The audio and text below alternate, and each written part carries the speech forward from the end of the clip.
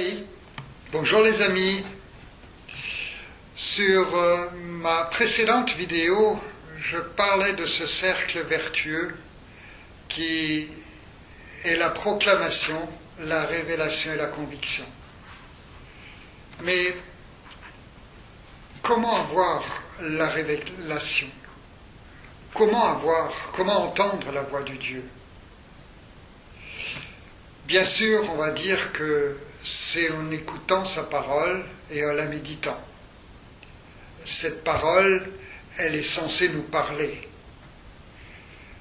Et elle dit d'elle-même qu'elle est une épée à double tranchant.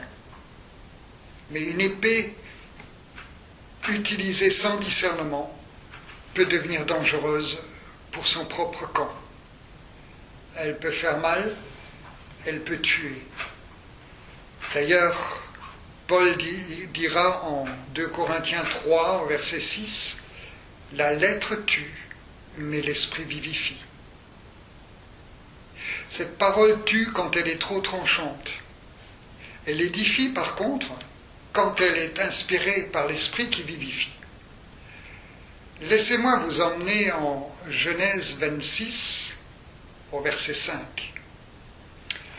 L'Éternel justifie sa bénédiction envers Isaac en parlant d'Abraham. Il dit « Parce que Abraham a obéi à ma voix et qu'il a observé mes ordres, mes commandements, mes statuts et mes lois. »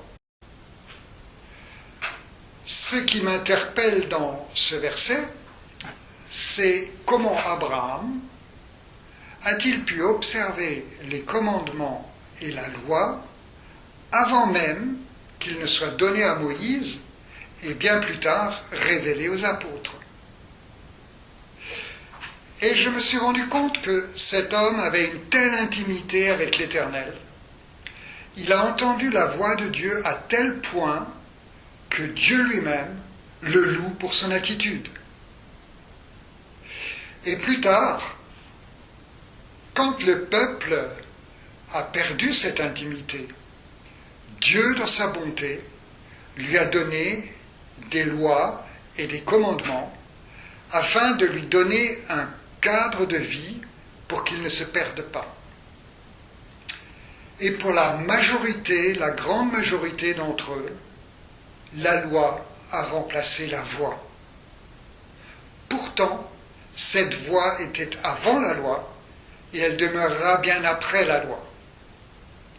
Jésus est apparu pour nous réconcilier avec notre Père, pour nous envoyer son Saint-Esprit et pour rendre la parole vivante.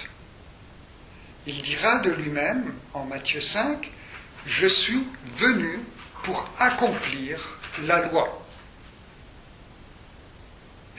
Autrement dit, l'Esprit qui nous a été donné, cette voix venant du Père qui avait donné la loi, qui a donné sa parole, ne peut être qu'en accord total avec cette loi. La voix est venue parfaire, accomplir tout ce qui a été donné par la loi. Et la voix qui a parlé à Abraham est la même que celle qui nous parle aujourd'hui. Comment donc entendre cette voix qui donne vie à la parole? Cette voix qui se place au-dessus de la loi, mais fatalement toujours en accord avec elle? Eh bien, il me semble que c'est de la même manière que Abraham a pu l'entendre, c'est-à-dire par l'intimité qu'il a eue avec Dieu. Voyez-vous, nous aspirons tous à faire les œuvres que Jésus a faites, selon sa promesse en Jean 14. Mais il les a faites au prix de nuits de prière. Il les a faites au prix de temps de jeûne. Il les a faites au prix d'une présence intime avec son Père, au point qu'il a pu dire « Le Fils ne fait que ce qu'il voit faire au Père ».